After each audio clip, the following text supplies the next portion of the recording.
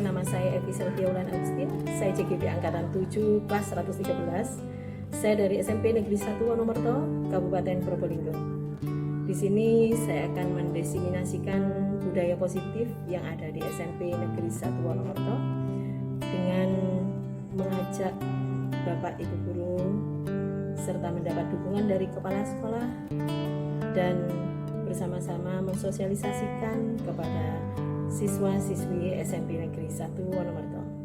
Mari kita simak bersama-sama aksi nyata di modul 1.4. Wassalamualaikum warahmatullahi wabarakatuh.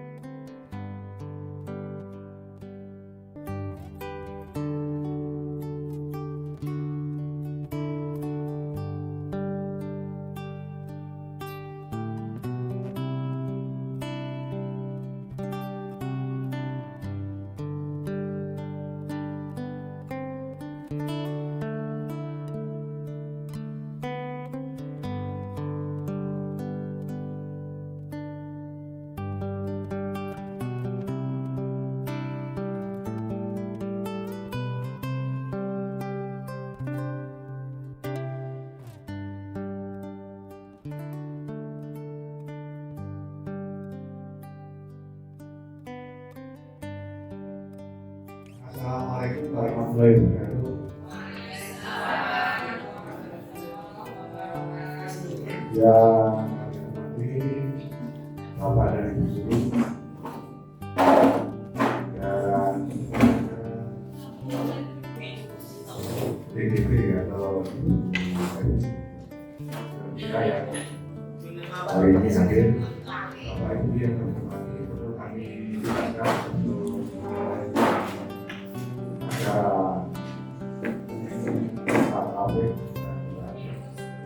ini kita apa yang dimaksud diseminasi itu adalah EDP sudah menjalani separuh dari kegiatan akademik, masih separuh, bahkan ini belum masih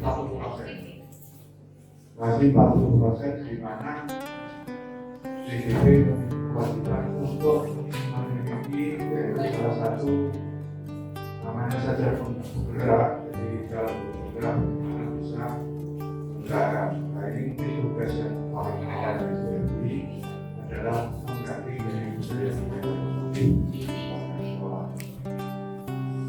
Dan DGP ini adalah untuk tahun ini hanya satu, seandainya ini nanti tahun depan ada dua, mungkin satu kegiatan bisa berlangsung ya.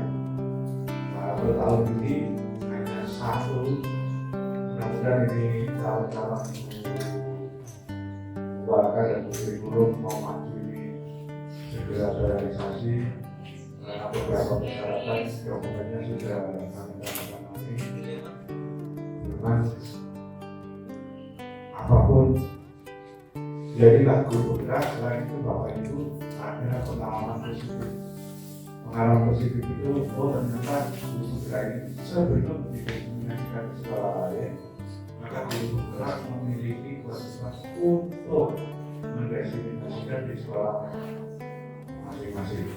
Jadi ini adalah salah satu tugas, di mana ini tugas yang pertama adalah budaya positif, yang mana Bapak Ibu ketahui bahwa di dalam lembaga pendidikan itu ada budaya sekolah dan iklim sekolah. Jadi ada dua, budaya sekolah dan iklim sekolah. Dimana kalau yang dididik oleh pendidikan ini adalah budaya, jadi budaya sekolah atau culture. Di culture ini akan dijelaskan apa bedanya dengan iklim sekolah. Iklim tergantung suasana yang berbentuk pada lingkungan karena budaya ini sudah tertanam sejak dulu. Bapak Ibu yang kami hormati, saya tidak lama-lama, intinya saya memberikan kesempatan dan peluang. Memang hasil dari pelaksanaan diskriminasi ini nanti akan diupload oleh aku yang sendiri ada SIM guru, ya SIM guru, jadi nanti itu ya beda ya SIM apa kan? Oh, yang termasuk DPR kan, termasuk barangkali nanti yang lain justru kalau memberikan posisi guru bergerak mungkin acara inovasi, kami berikan kesempatan sekaligus untuk memberkati Bapak Ibu yang mungkin mau ke Batak tapi kalau ada diskriminasi ini termasuk diskriminasi dari artikel atau dari yang lain, jadi sudah besar untuk seperti ini. Jadi karena hasilnya mendadak, jadi karena harus segera diupload, jadi akan ditawari dikala terkait dengan ilustrasi sebagainya akan muncul nanti beberapa bisa mengajukan dan sebagainya. Jadi itu membuka diri saya, kasih tanda terhadap ibu ini dan dia yang sudah hari ini mencoba untuk mendesiminasikan apa yang diperoleh dari TTP yang mohon masih 60%. 60% di sana ini makin berat, tapi saya tidak membantu ini, tapi yang jelas yang lain pun memiliki kesempatan yang sama. Oh, ternyata ini UMP dulu pernah diskriminasi. Jadi kira-kira kalau sudah 4 bulan atau sebagainya, maka diberikan kesempatan untuk melakukan diskriminasi. Saya kira begitu pembicaraan saya, dan mudah-mudahan ilmu yang kita dapatkan dapat bermanfaat bagi kita semua. Saya persilakan untuk menyampaikan dari saya. Terima kasih dan assalamualaikum warahmatullahi wabarakatuh. Assalamualaikum warahmatullahi wabarakatuh. Waalaikumsalam. Sebelumnya saya ucapkan terima kasih banyak kepada Saudara Lando selaku SMP Negeri 1 Purwokerto ini yang telah dan selalu mendukung dan memotivasi kami, baik yang saat ini saya sudah melaksanakan kegiatan PGB yaitu program bergerak angkatan 7, dan selanjutnya mungkin akan ada beberapa teman yang akan mengikuti JGB di angkatan selanjutnya. Baiklah, mohon izin Bapak Ibu. Sebelumnya saya juga mohon izin kepada Bapak Ibu guru yang mana dengan semua memiliki pengalaman yang jauh luar biasa daripada saya, karena saya di sini hanya bertugas untuk mengingatkan apa yang sudah saya peroleh dari kegiatan CGB. Jadi sebelumnya saya mohon izin kepada Bapak Ibu yang saya khususkan di senior, jadi yang banyak pengalaman, sehingga kami di sini juga mohon tanggapan di sana. Baiklah, langsung saja. Di sini saya ada tugas dari PGB ini, yaitu mendesiminasikan budaya positif, terutama di SMP Negeri 1 Purwokerto. Dengan Bapak Kepala Sekolah, Bapak Dr. Andes Didi Sudarwanto, dan saya sendiri JGB Angkatan 7.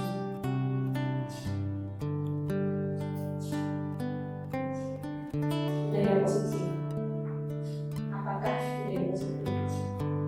Yang saya bisa dibantu terlebih dahulu. Budaya positif dulu.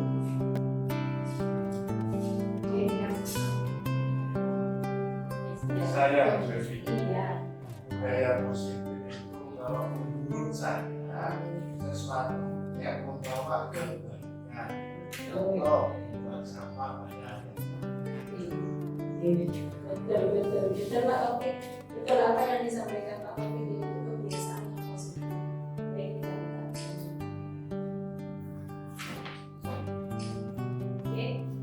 budaya positif itu nilai-nilai kebajikan atau kebiasaan di sekolah di mana kita harus kebajikan itu untuk berpihak kepada guru, sehingga murid itu berkembang menjadi pribadi yang baik, kritis dan bertanggung jawab, sehingga nanti akan memunculkan karakter profil belajar berhasil, beriman dan bertakwa, motivasi kreatif dan berkembang.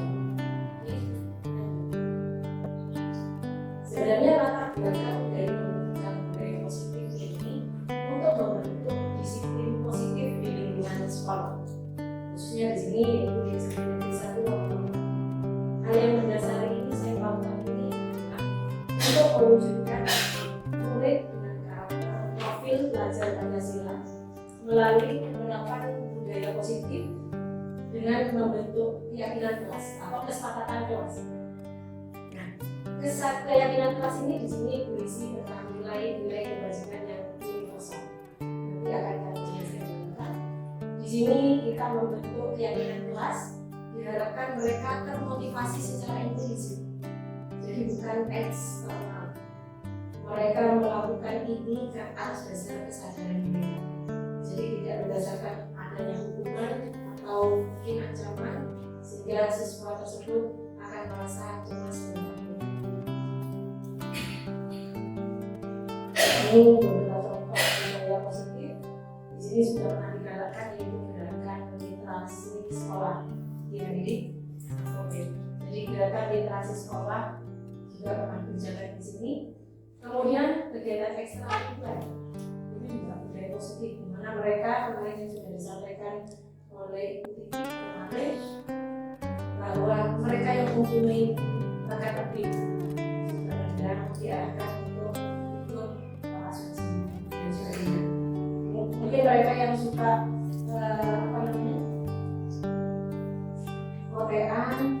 kotean itu bisa ikut dialog. Seperti itu. Kemudian yang juga kegiatan berdoa sebagai kebiasaan awal dan akhir proses belajar ini sudah sering dilakukan. Kemudian membiasakan perilaku baik bersifat spontan. Apa yang disampaikan oleh Pak ketika menemukan sampah, maka mereka akan secara langsung mengambil sampah itu dan membuang. Ini yang akan kita berikan. Kemudian kesepakatan kelas. Nah, di sini kesepakatan kelas yang nantinya akan kita bentuk bersama, karena harus ada kesepakatan dulu dari Bapak Ibu Guru, Bapak Kepala Sekolah di sini, menurut dari Bapak Kepala Sekolah, dan nantinya akan disampaikan kepada siswa dan kita sepakati bersama.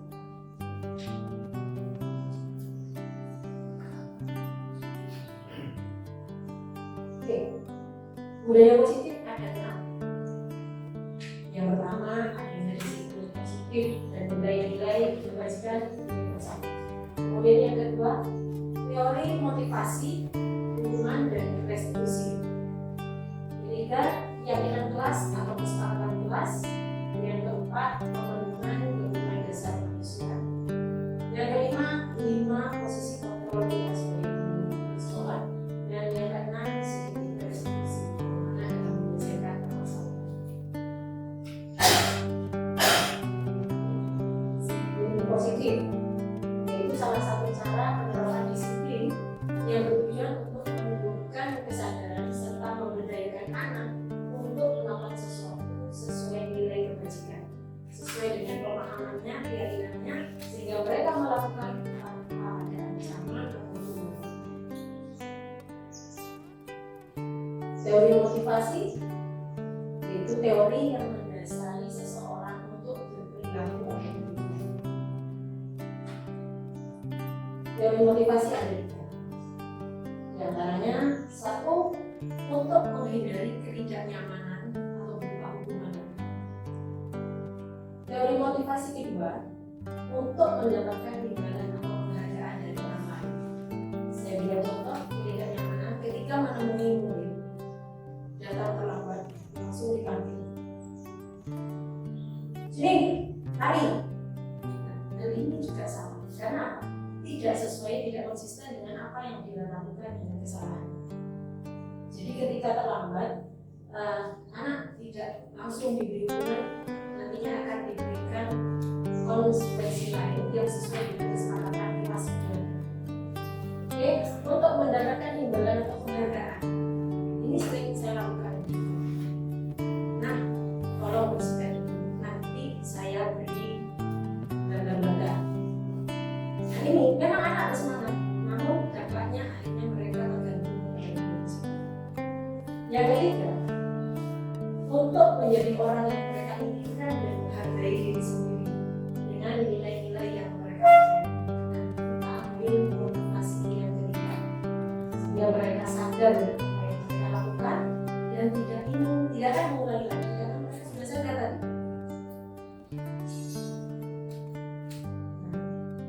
Di sini dari budaya positif ada pemenuhan kebutuhan dasar manusia. Setiap manusia pasti butuh kasih sayang dan rasa diterima. Itu pasti. Jadi apa? Rasa yang diterima itu pasti kita tinggal dimanapun di masyarakat pun pasti diterima dan disayang. Yang kedua, penguasaan itu kebutuhan pengakuan atas kemampuan. Anak itu kadang ketika menjawab suatu pertanyaan, perlukah kita berikan sesuatu penghargaan? Bisa, wah bagus sekali, bisa tidak gitu? Seperti yang dilakukan orang itu, ya. Kemudian kebebasan, kebutuhan akan pilihan. Mereka akan memiliki yang dimaksud kebutuhan akan pilihan itu. Mereka bisa mencari solusi sendiri yang sesuai dengan apa mereka lakukan. Sebagai contoh, ketika mereka terlambat, kita berikan kesepakatan. Saat terlambat itu apa? Apa sih sebenarnya konsekuensinya? Saat terlambat itu ternyata terlambatnya 10 menit. Nah, berarti si anak ini kita ajak 10 menit pada saat istirahat, mereka tidak perlu untuk keluar istirahat. Silakan mereka tetap mengikuti materi atau pelajaran yang mereka diberikan itu. Oke. Kemudian yang keempat, kesenangan. Ketika kita melakukan sesuatu, kita berangkat ke sekolah kalau kita punya musuh. Nah, apalagi kalau kita berangkat ke sekolah ada seseorang yang membuat kita tertarik, misalnya Pak Eko, Pak Ida, Pak Maulana, atau mungkin Pak Muci. Jadi seperti ini. Jadi apa namanya? Kita itu senangkan dulu, bahagiakan kita. Ketika kita bahagia, maka kita akan muncul ide-ide semangat untuk berbuat kebaikan. Oke, posisi kontrol kita sebagai guru ada di mana? Itu ada di mana, Bapak Ibu? Itu ada penghukum, pembuat rasa bersalah, sebagai teman, sebagai pemantau, atau sebagai penyusun. Campur aduk ya, sementara ini. Begitu juga dengan saya. Baru saya paham setelah saya mengikuti program ini. Nanti kita bersama-sama menuju program guru muda ini. Semoga sukses bersama-sama. Seperti ini. Oke, contoh kalimat pada posisi kontrol penghukum. Patuhi aturan saya ya. Awas belajar. Besok kalau kamu masih gak masuk, saya potong orang. Nah, ini sudah lihat. Jadi itu sebenarnya tipikal kita di posisi kontrolnya menghukum. Sehingga apa yang terjadi? Mereka takut, bukan saja, tapi di situ akan cemas ketika melakukan pelanggaran. Oke, sudah. Kamu selalu berbuat salah. Mesti anak ini, gara dia anak ini. Nah, ini sering terjadi. Ini juga bisa terjadi pada saya. Masih sudah terlalu hukum. Kemudian yang kedua, membuat rasa bersalah. Sering saya, terutama ini saya sebagai guru BK ini ternyata ada salahnya juga ya. Itu sangat kecewa sama kamu. Kamu udah kasihan sama orang tua. Membuat anak merasa bersalah ini juga salah.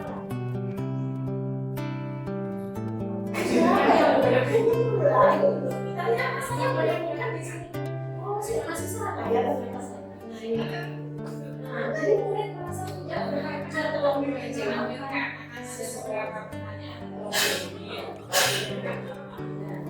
Teman, sebagai teman, di sini berperan lebih daripada murid, sehingga murid ini akan tergantungan kepada guru tersebut. Jika bukan guru tersebut, maka yang terjadi tidak patuh. Begitu ya Pak, jadi seperti teman. Jadi sebagai teman itu juga salah. Ya dah, kali ini tidak apa-apa, nanti untuk membereskan itu juga berapa tahun. Oke. Yang keempat, sebagai pemantau atau mengawasi. Pertanyaannya, apa yang telah kamu lakukan? Sanksinya apa? Sudah, kalau begitu berarti kalau cuma 10 menit kamu ada di dalam kelas, lakukan. Itu sebagai pemantau. Tapi kalau pemantau tadi tidak memantau, maka murid itu tidak akan melakukan. Jadi pemantau juga kira-kira. Oke, betul. Manajer. Di sini membantu murid menemukan solusi atas permasalahannya sendiri. Nah, jadi jika kamu begini, kira-kira kamu bisa memperbaiki masalah. Pikir, diajak pikiran. Dia punya konsekuensi apa? Nah, disitulah kita mulai. Oh, jadi kamu kalau seperti ini, apa yang kamu lakukan jika kamu tidak mengerjakan tugasnya beda? Akhirnya, ya Bu, tidak usah banyak. Saya akan mengerjakan tugasnya sekarang. Bukankah tugas itu yang kita harapkan dari anak? Oke. Dari kelima posisi kontrol ini, 2 diantaranya pembukuan dan pemberkasan besar ini merupakan motivasi eksternal. 4-nya itu motivasi eksternal. Pembukuan, pembuat rasa bersalah, menjadi teman atau pemantau itu motivasi eksternal semua. Pengaruh dari luar. Jadi jika tidak dari luar itu kita bisa jadi mereka tidak takut lagi. Tapi 2 diantaranya yaitu perilaku akan muncul perilaku kontrol negatif. Sedangkan 2 diantaranya yang berbawa sebagai teman dan pemantau, mereka akan melakukan perilaku kontrol positif, namun masih menggunakan motivasi eksternal. Beda dengan yang nomor 5. Nah, nomor 5 sebagai manajer ini, siswa akan sadar dengan sendiri. Ketika melakukan kesalahan, mereka sadar apa yang harus. Seperti itu yang kita harapkan. Di sini muncul motivasi ekstrinsik dan posisi kontrolnya adalah posisi kontrol wajib. Di sini ada segitiga restitusi, di mana kita sebagai guru kita sering melakukan seperti ini, namun di sini ada motivasi. Ketika menstabilkan identitas, ada 3, yaitu menstabilkan identitas, kemudian memvalidasi tindakan yang salah, dan yang terakhir menanyakan keyakinan. Karena di dalam program ini tidak ada sebagai guru apa-apa, sebagai guru kita atau sebagai guru ini secara umum kita melaksanakan segitiga restitusi ini karena kita diajarkan untuk menjadi seorang manajer. Oke, menstabilkan identitas. Kalimat yang biasanya ketika anak melakukan kesalahan atau suatu permasalahan kasus, kalimat pada saat menstabilkan identitas itu setiap orang pasti melakukan kesalahan. Kamu tenang. Jadi apa? Membenarkan anak itu. Jika anak tidak merasa bersalah penuh, tetapi dia salah. Dia sadar bahwa saya harus apa sih konsekuensinya. Cuma tidak membuat dia tertekan. Kamu bukan satu-satunya yang melakukan. Banyak yang seperti itu masih menghubungkan. Nah, setelah itu lanjut di validasi tindakan yang salah. Kamu melakukan itu ternyata terlambat, alasannya apa? Merawat ibunya yang sedang sakit. Kalau kita tiba-tiba langsung minta anak tersebut, kamu sering terlambat, ternyata alasannya yang merawat orang tua yang sedang sakit. Kita harus tahu jika kamu tertutup alasan apa melakukan. Terus adakah cara yang efektif untuk mendapatkan apa yang kamu butuhkan? Dia punya solusi lagi. Dia itu saya sebenarnya punya saudara. Terus saudara saya bekerja, tapi shift kedua. Oh, berarti bisa minta seorang saudaranya. Maka itu dipelajari sehingga kamu akan belajar. Ini yang saya sama-sama basic-basic. Lanjut yang ketiga, menanyakan keyakinan.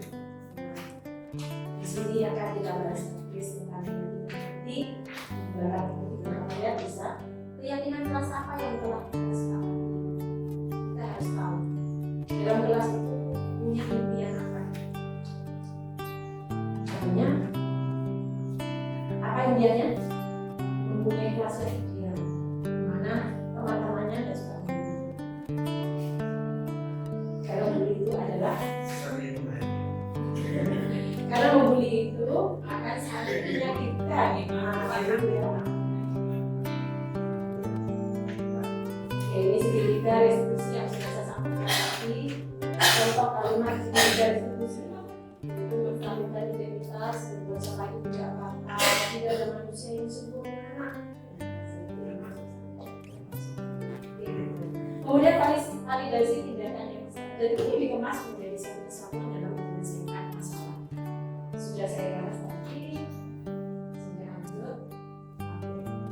Sebenarnya keyakinan atau kesepakatan kelas tadi diperlukan, tapi saya ambil terakhir karena kita akan membahas tentang kesepakatan kelas.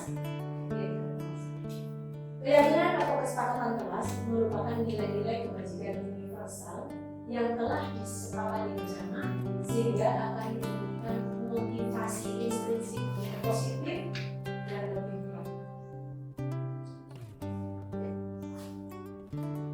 Kesepakatan kelas SMP Negeri 1 mungkin Bapak Ibu kita bisa bersama-sama barangkali apa yang nanti saya sampaikan di sini ada tambahan kita tambahkan di akhir.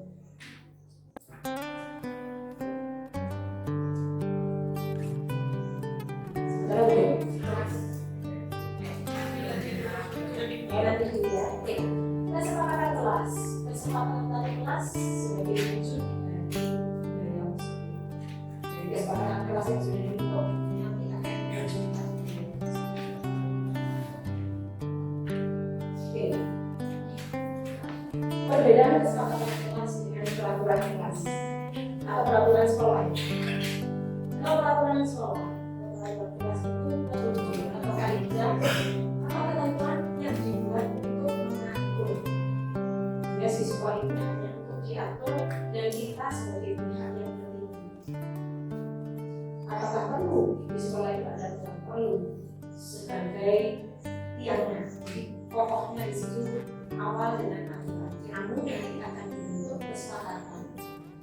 Oke, akan dibentuk kesepakatan yaitu kesepakatan itu sendiri berawal dari kata sepakat. Kata sepakat, sepakat, sependapat yang dibentuk di dalam kelas itu sendiri sehingga semuanya sama-sama bertujuan. Ketika si A melakukan kesalahan, maka dia sudah tahu apa yang harus dilakukan.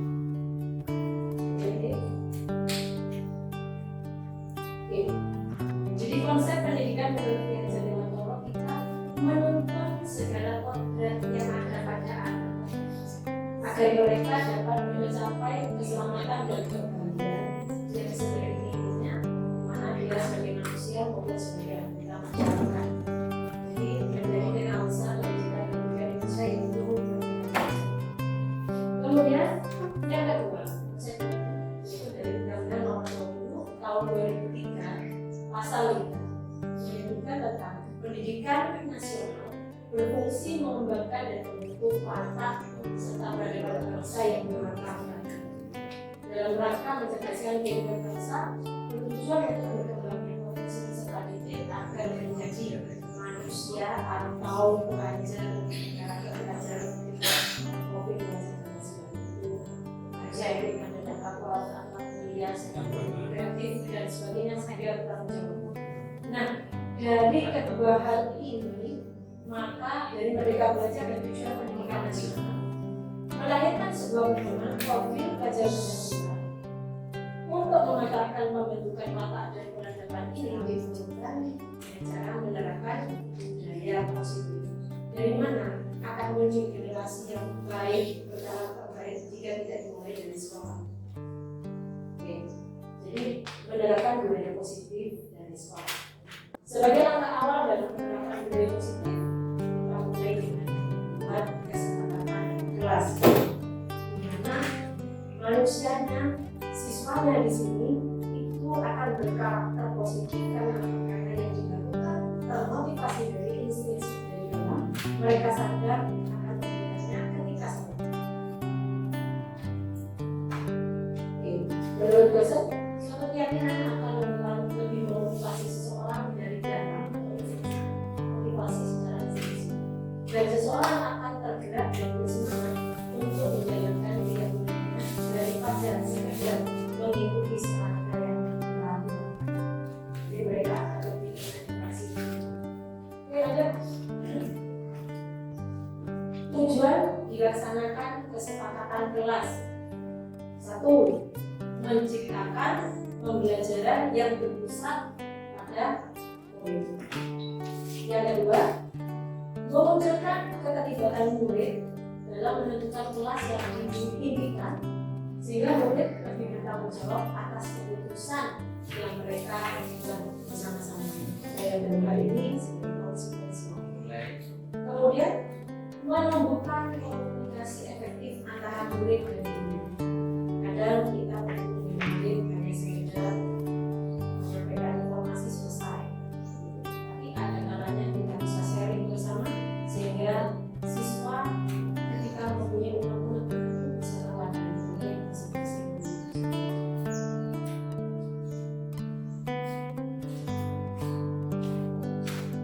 Langkah-langkah untuk membuat kesepakatan kelas, bertanya dulu seperti apa yang saya sampaikan di awal tadi. Bertanya itu kepada siswa, apa sih impian kalian? Ingin jadi apa sih kelas ini? Kita bentuk menjadi orang yang disiplin, atau kita santai namun semuanya bisa terselesaikan, atau apa? Dan itu impian harus kita beri. Kemudian bagaimana cara mewujudkan impian?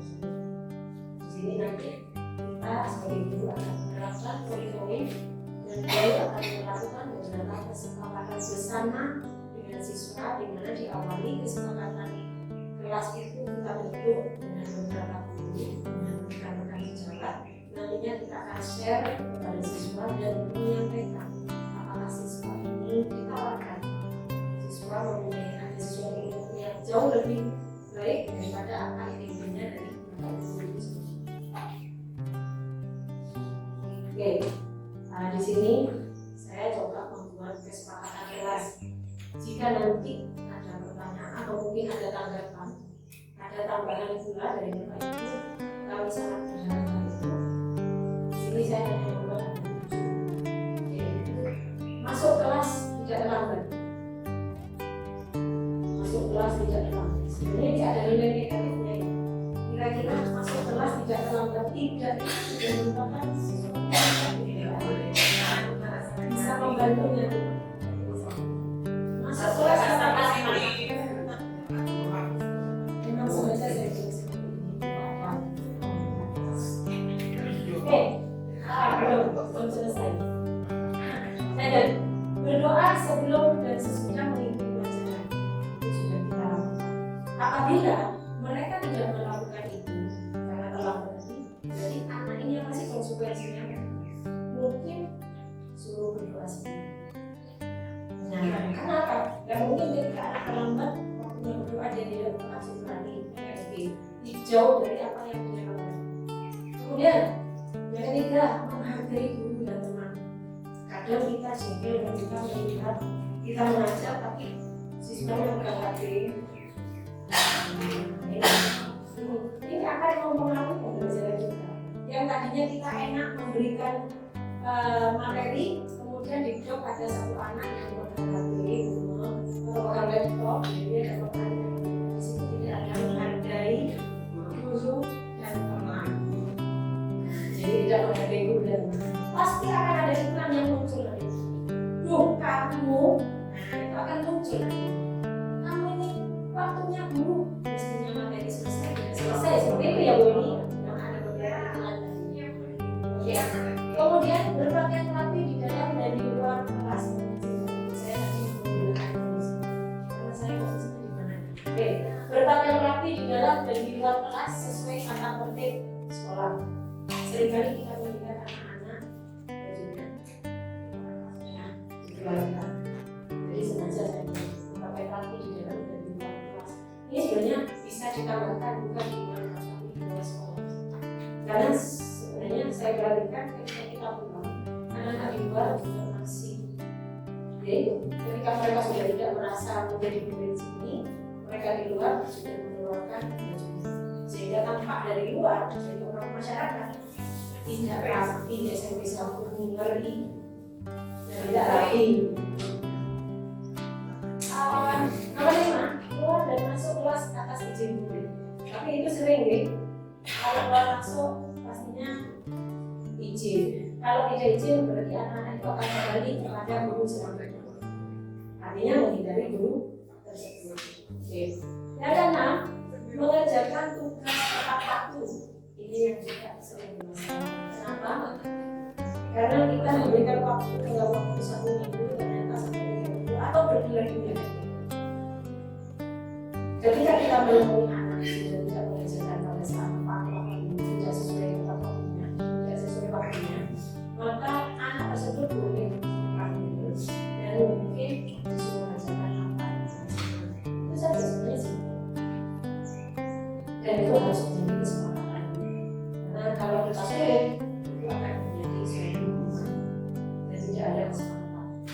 Oke, yang ketujuh terakhir, menciptakan kebersihan dimanapun berada serta melaksanakan tugas yang bertanggung jawab. Mungkin di sini kita siapkan izin Mbak Didi. Mungkin apakah nanti kita menyiapkan kresek kecil, kresek hitam untuk digesaki. Kemudian siswa di kelas harus selalu bersih dan rapi sehingga ada sampah suruh pungut masukkan ke kresek. Apakah ini bisa berjalan atau tidak? Kan ini membudayakan kita itu. Mungkin bisa. Ini salah satu contoh kecil, namun dampaknya luar biasa. Sehingga nanti pembelajaran tidak perlu bisa tunggu dibersihkan dulu, itu tidak akan masuk kalau kalian belum bersih di kelasnya. Sehingga apa? Dari 4 jam menjadi 1 jam. Ya 1 jam itu bisa. Oke. Ya, contohnya silakan. Oke. Terima kasih Bapak Ibu yang sudah bersedia dan berkenan untuk menyampaikan apa yang sudah kami sampaikan, karena bagaimanapun ini tugas saya BGP program guru gerak akan maju dan semoga selanjutnya akan muncul di BGP di SMP Indonesia ini. Terima kasih, mohon izin Bapak Ibu. Assalamualaikum warahmatullahi wabarakatuh.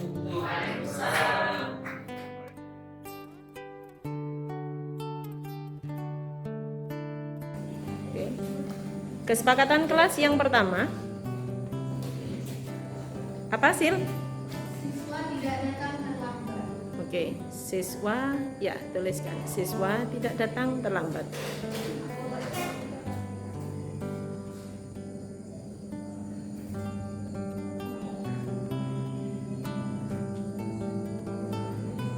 Ada lagi yang lain?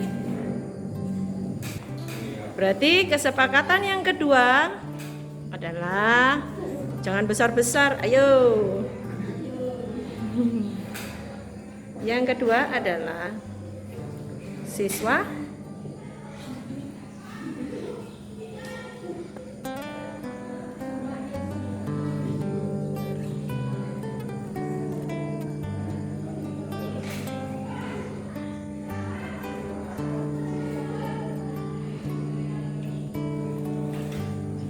dibaca keras-keras. Yang kedua adalah Siswa harus berpakaian rapi. oke, terima kasih. Lanjut. Biar kalau jatuh kepala masih terselamatkan dan tidak luka. Oke, tidak luka. Berarti itu keyakinan kita ya. Siswa harus menghargai apa anak? Guru dan teman. Oke. Harus Mengerjakan tugas dengan tepat waktu.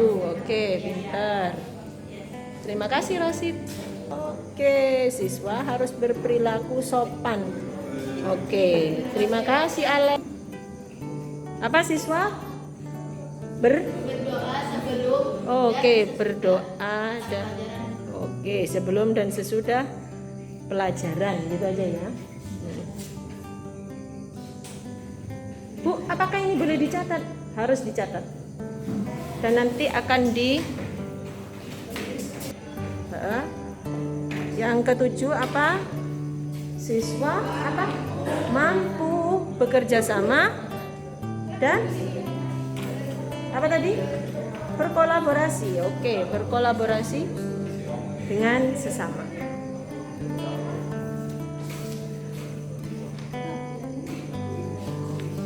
Berkolaborasi.